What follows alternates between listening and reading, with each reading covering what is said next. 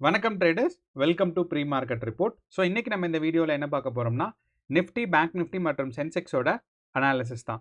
So இன்றைக்கி பார்த்தீங்கன்னா சென்செக்ஸோட expiry day. So அப்படிங்கிறனால நம்ம இந்த அனாலிசிஸை எப்படி பார்க்க போகிறோம்னா, நம்ம வந்து சென்செக்ஸ், நிஃப்டி அண்ட் பேங்க் நிஃப்டியோட ப்ரைஸ் ஆக்ஷன் பார்ப்போம். ப்ரைஸ் ஆக்ஷன் பார்க்குறது மட்டும் இல்லாமல் ப்ரைஸ் ஆக்ஷனில் முக்கியமான ரேஞ்ச் என்ன இருக்குது, அதாவது சப்போர்ட்டில் எங்கே இருக்குது, ரெசிஸ்டன்ஸ் லெவல்ஸ் எங்கே இருக்குது அப்படிங்கிறத நம்ம கிளியராக அண்டர்ஸ்டாண்ட் பண்ணுவோம். ஒன்று. ரெண்டாவது பார்த்தீங்கன்னா நம்மளோட கிஃப்ட் நிஃப்டி டேட்டா இருக்குது. அப்போ கிஃப்ட் நிஃப்டி டேட்டா இன்றைக்கி வந்து ஸ்ட்ராங்காக கேப் அப் இருக்குது.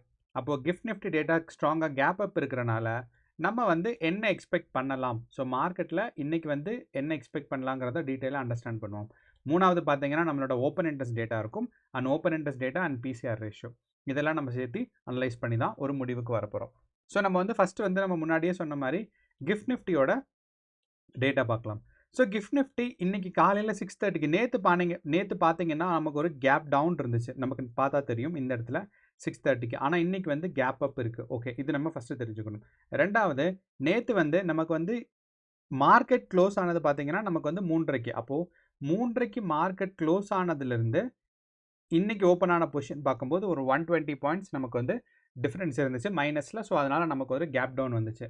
அதே மாதிரி நம்ம வந்து நேற்று நமக்கு வந்து நிஃப்டி அதாவது மார்க்கெட் க்ளோஸ் ஆகும்போது கிஃப்ட் நிஃப்டி இருந்த ப்ரைஸ்க்கும் இப்போயும் பார்த்தீங்கன்னா ஏறக்குறைய 130 பாயிண்ட் அதிகமாக இருக்குது. ஸோ அப்படிங்கிறனால நமக்கு வந்து நேற்று இந்த பாயிண்ட்டுக்கு நமக்கு கேப் டவுன் கிடைச்ச மாதிரி இன்றைக்கி வந்து கேப் அப் இருக்கிறதுக்கான வாய்ப்புகள் ரொம்ப ரொம்ப சிறப்பாக இருக்குது. அப்போது ஃபஸ்ட்டு கேண்டிலே நமக்கு க்ரீன் கேப் அப் இருக்கிறதுக்கான chances Nifty, bank Nifty and சென்செக்ஸில் ரொம்ப ரொம்ப ஸ்ட்ராங்காக இருக்குது. ஒன்று. அப்போ இந்த 130 பாயிண்ட் கேப் டவுனில் இருந்துச்சுன்னா நேற்று எவ்வளோ பாயிண்டில் நமக்கு வந்து நம்மளோட சென்செக்ஸ் வந்து ஓப்பன் ஆகிருக்கு அப்படின்னு பார்த்தோன்னா, கேப் டவுன் சென்செக்ஸ் வந்து பார்த்தீங்கன்னா நமக்கு ஆல்மோஸ்ட் 500 பாயிண்ட்ஸ் இருக்குது.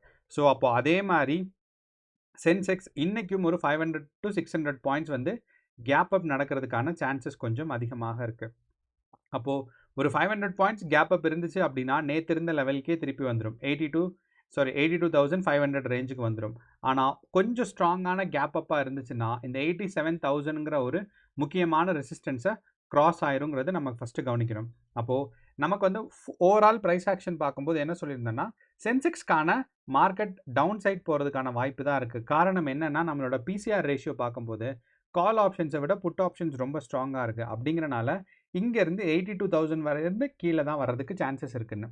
ஆனால் இன்றைக்கி வந்து இன்கேஸ், அதாவது நமக்கு பார்க்கும்போது ஒரு 500 பாயிண்ட்ஸ் தான் கேப் அப் இருக்கலாம்.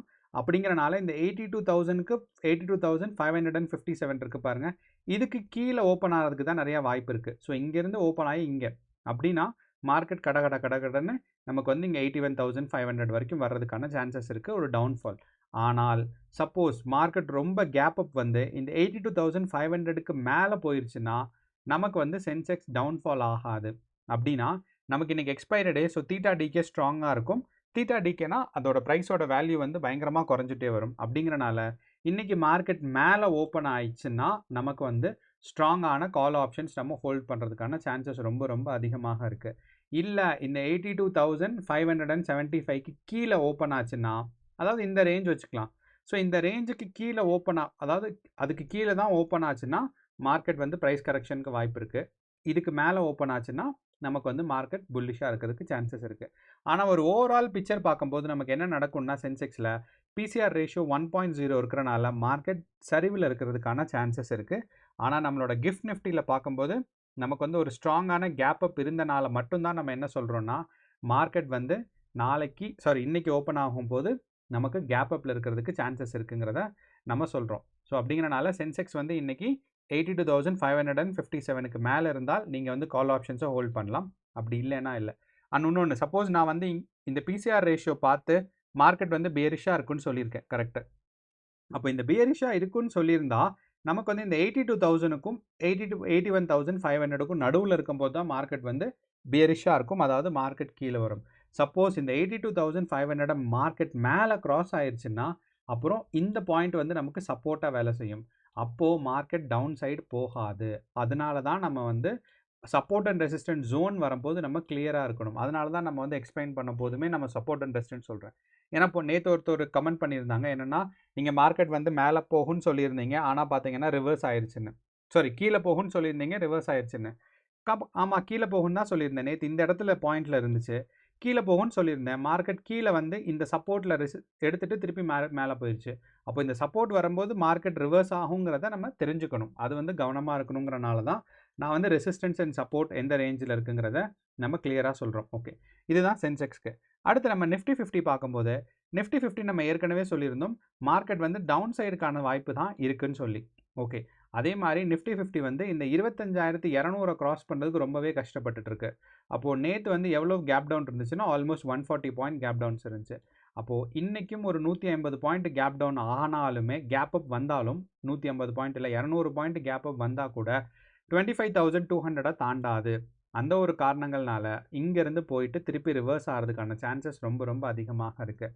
ஸோ ஸ்டார்டிங்கில் மார்க்கெட் கேப் அப் இருந்தாலும் நிஃப்டி அண்ட் சென்செக்ஸ் வந்து கேப் அப்க்கு அப்புறம் ஒரு முக்கியமான ரெசிஸ்டன்ஸ் லெவல்ஸுக்கு வரப்போகுது. அப்படிங்கிறனால நிஃப்டிக்கு வந்து இந்த 25,200லேருந்து மார்க்கெட் சரிகிறதுக்கான சான்சஸ் கொஞ்சம் நிறையா இருக்குது. ஸோ அப்போ கேப் அப் வந்துட்டு அங்கேருந்து ஷார்ட் செல்லர்ஸ் ரொம்பவே ஸ்ட்ராங்காக இருப்பாங்கிறத நம்ம வச்சுக்கணும்.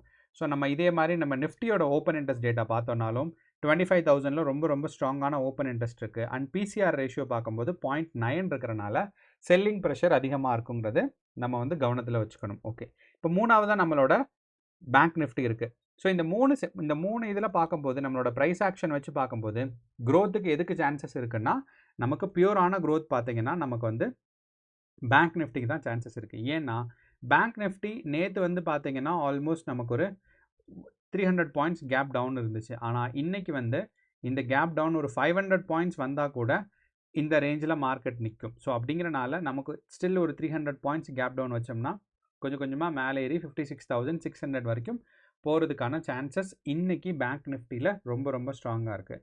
அப்போது நம்ம ஓவரால் ப்ரைஸ் ஆக்ஷன் நம்ம முன்னாடி பார்த்த மாதிரி தான் bank Nifty continues to grow. So bank Nifty வளர்கிறதுக்கான சான்சஸ் இருக்குது.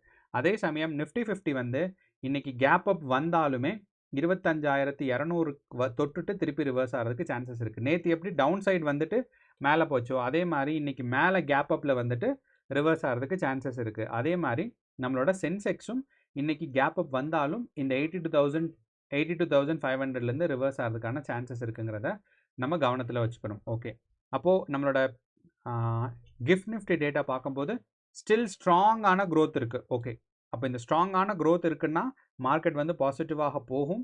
அப்போது மார்க்கெட் வந்து நம்ம ஏற்கனவே சொல்லிட்டோம் பேங்க் நிஃப்டி பாசிட்டிவாக தான் இருக்கும் 100%, அதில் நமக்கு டவுட் இல்லை. ஸோ பேங்க் நிஃப்டி 56,600 இல்லைன்னா 57,200 வரைக்கும் போகிறதுக்கோ சான்சஸ் இருக்குங்கிறது நமக்கு ஷுவராக தெரியும் பேங்க் நிஃப்டியை பொறுத்தளவு. ஏன்னா நம்மளோட பேங்க் நிஃப்டியோட பிசிஆர் ரேஷியோ பார்த்தீங்கன்னா உங்களுக்கு 0.77 இருக்குது. கிளியர்லி இண்டிகேட்ஸ் வந்து நமக்கு வந்து பேங்க் நிஃப்டிக்கு பாசிட்டிவாக போகிறதுக்கான சான்சஸ் இருக்குன்னு. ஆனால் நமக்கு வந்து கிஃப்ட் நிஃப்டியில் பார்க்கும்போது நமக்கு பார்த்தோன்னா எல்லாமே க்ரீன் கேண்டிலாக இருக்குது அண்ட் ஸ்ட்ராங் பையிங் ப்ரெஷரில் இருக்குது. ஸோ அந்த ஒரு காரணத்தில் கேப் அப் சில நேரங்களில் 25,200க்கு மேலே இருந்துச்சுன்னா நிஃப்டியும் பாசிட்டிவ் ஆகிரும். அதே மாதிரி சென்செக்ஸ் வந்து நமக்கு வந்து 22,500க்கு மேலே ஓப்பன் ஆச்சுன்னா பாசிட்டிவாக இருக்கும். அப்போது கேப் அப் எந்த இடத்துல ஓப்பன் ஆகுதுங்கிறத பொறுத்து தான் சென்செக்ஸும் பேங்க் நிஃப்டியும் க்ரோத் ஆக போதா டவுன்ஃபால் ஆக போதான்னு இருக்கும். ஸோ மார்க்கெட் மேலே இங்கே ஓப்பன் ஆச்சுன்னா க்ரோத் ஆகும், இங்கே ஓப்பன் ஆச்சுன்னா டவுன்ஃபால் ஆகுங்கிறத மறக்கக்கூடாது. இதே தான் நமக்கு நிஃப்டி 50லையும் இந்த 25,200க்கு மேலே ஓப்பன் ஆச்சு அப்படின்னா கண்டிப்பாக வந்து நமக்கு வந்து நிஃப்டி 50யும் க்ரோத் இருக்கும். 25,200க்கு கீழேன்னா கண்டிப்பாக இந்த இடத்துல ரெசிஸ்டன்ஸ் வந்துட்டு கீழே வரதுக்கான சான்சஸ் இருக்குது. ஸோ அப்போது எவ்வளோ தூரம் ஸ்ட்ராங்கான மூவ்மெண்ட் இருக்குங்கிறத நம்ம கிஃப்ட் நிஃப்டியை வந்து நீங்கள் கண்டிப்பாக 9 மணிக்கு பார்க்கணும். இப்போ நம்ம ரெக்கார்ட் பண்ணும்போது ஆல்மோஸ்ட் 7:45. அப்போது இது வந்து ஒரு 1.5 மணி நேரத்தோட 6:30லேருந்து ஒரு 7:45 8 o'clock வரைக்கும் கூட நம்ம வச்சுக்கலாம். ஸோ அந்த ரேஞ்ச்க்கான மூவ்மெண்ட் தான் அது. ஸோ 9 மணி வரைக்கும் பாருங்கள், இந்த மூவ்மெண்ட் வந்து கண்டினியூ ஆகாமல் இருக்கிறதுக்கு வாய்ப்புகள் கம்மி தான். அப்படிங்கிறனால 3 இண்டெக்ஸஸும் பாசிட்டிவாக இருக்க சான்சஸ் இருக்குது. அன்லெஸ் அண்ட் அதர்வைஸ் நம்மளோட ரெசிஸ்டன்ஸ் லெவல்ஸ் வந்து திருப்பி வரந்தால் மட்டும் கேர்ஃபுல்லாக இருக்கணும். ஸோ இதுதான் நம்மளோட ஒரு அனாலிசிஸ். நம்ம இப்போ டக்குன்னு என்ன பண்ணலான்னா நம்மளோட ஓப்பன் இன்ட்ரெஸ்ட் இன்றைக்கி வந்து நம்ம எக்ஸ்பைரி டேங்கிறனால சென்செக்ஸோட ஓப்பன் இன்ட்ரெஸ்ட் டேட்டா பார்த்தா நமக்கு கிளியராக அண்டர்ஸ்டாண்ட் ஆகும் மார்க்கெட் எங்கே போகணும். ஸோ அதாவது இந்த ஆப்ஷன் செயின் டேட்டா வச்சு நமக்கு பார்க்கும்போது என்ன தெரியும்னா மார்க்கெட் எது வரைக்கும் அதாவது இந்த 0.2 ரேஷியோ இல்லைனா 0.18 இந்த ரேஞ்ச் இருக்கோ அது வரைக்கும் மார்க்கெட் புஷ் ஆகிறதுக்கான சான்சஸ் இருக்குது. ஓகே, அப்போது 82,500 வரைக்கும் மார்க்கெட் மேலே போகிறதுக்கான சான்சஸ் இருக்குது. டவுன் சைடு வந்துச்சுன்னா மார்க்கெட் வந்து 81,300 வரைக்கும் சான்சஸ் இருக்குது. அப்போது நம்ம சென்செக்ஸை பொறுத்தளவு 82,500. அவ்வளோதான், கரெக்டு தான். நம்ம சொன்ன மாதிரி தான் ரெசிஸ்டன்ஸ் இது வரைக்கும் தான். ஸோ 82,500 வரைக்கும் கேப் அப்பில் மார்க்கெட் மேலே போனால் மட்டும்தான் நமக்கு வந்து பாசிட்டிவாக இருக்கும். ஸோ இதுதான் நம்மளோட ஒரு ஓவரால் அனாலிசிஸ். உங்களுக்கு ஏதாவது சந்தேகங்களோ டவுட்ஸோ இருக்குன்னா கமெண்ட் பாக்ஸில் போடுங்க, நான் ரிப்ளை பண்ணுறேன். அண்ட் இன்னையோட ட்ரேடிங் செஷனுக்கு ஆல் தி பெஸ்ட். நன்றி, வணக்கம்.